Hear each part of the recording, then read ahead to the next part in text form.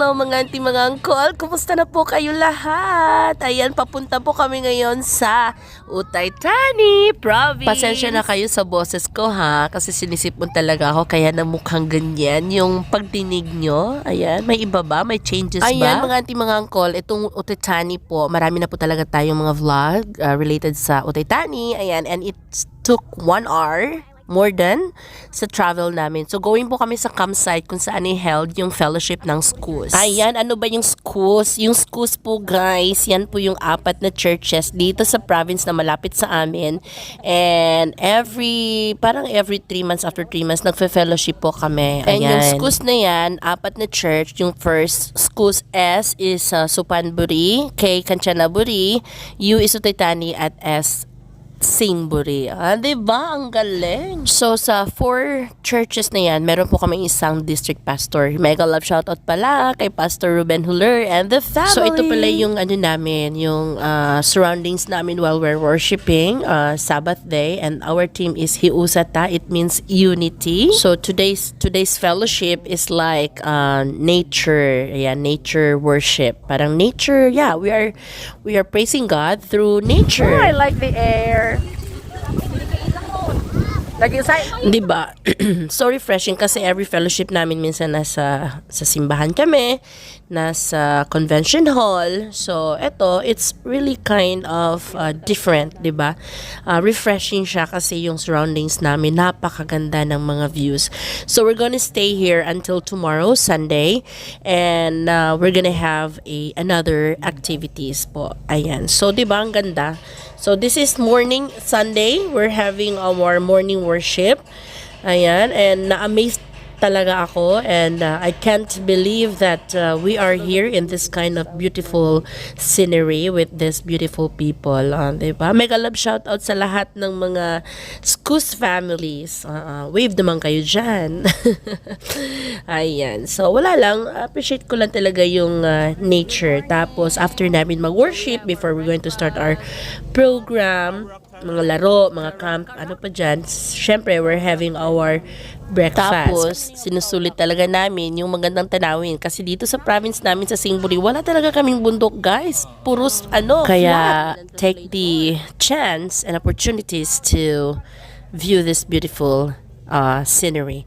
Ayan, so andito na po tayo sa activities natin. Hindi ko pala talaga nakuha talaga yung paano ko minasa yung flour to make bread, camp bread.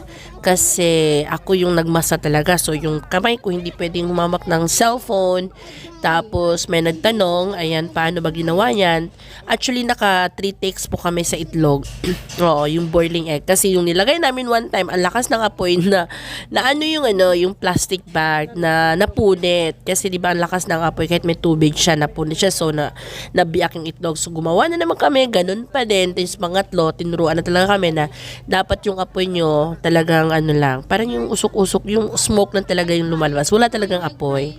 So, ganun pala talaga yun. So, kung nandun kayo sa survival, kung na-stranded kayo, kung saan man kayo sa lupalop sa mundo, tapos may dala kayong mga ganitong bagay, ayan, pwede pala natin lutuin kahit wala tayong mga gamit. No? Kahit wala tayong mga kaldero, karahay, or ano pa dyan to make this kind of food.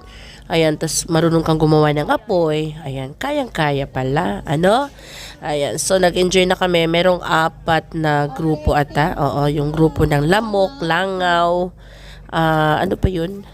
Lamok, langaw, basta mga ganun yung mga funny names ng grupo. Oo. Tapos, ayan, nagbo-bold talaga yan siya. May kumukulo-kulo na dyan. Diba? So, nakaka-amaze na pwede ka talagang ma-survive dyan. Tapos, dito sa campsite nito, yung may-ari talagang ginawa nila, guys. Andun din sila.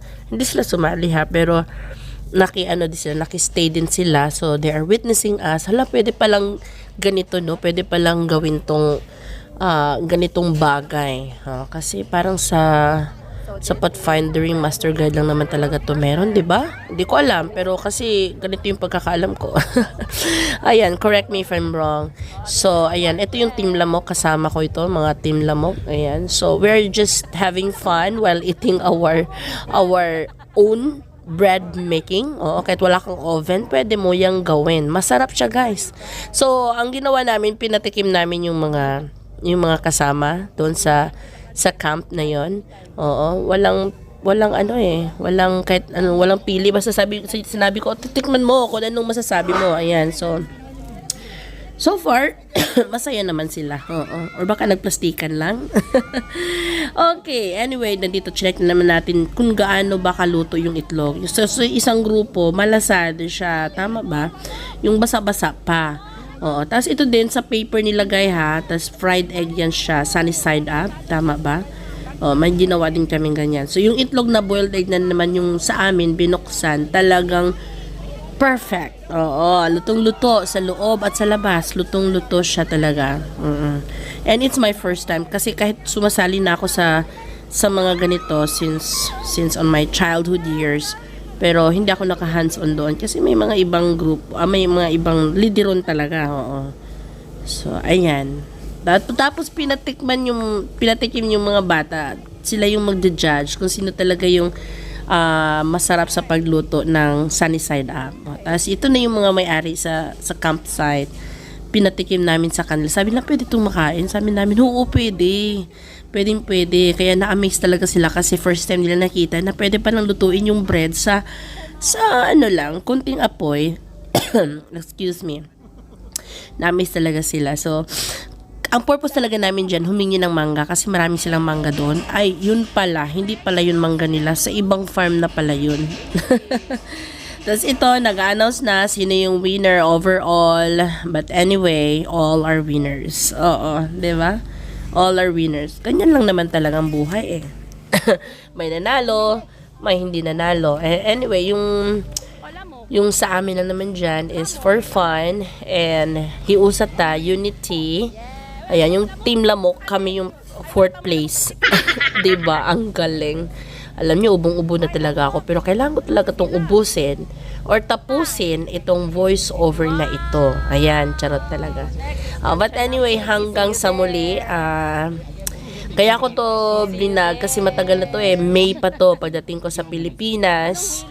Pagdating ko galing sa Pilipinas. Ayan, mga Friday ako dumating, pagka Sabado, ayan, fellowship na agad kami. Di ba?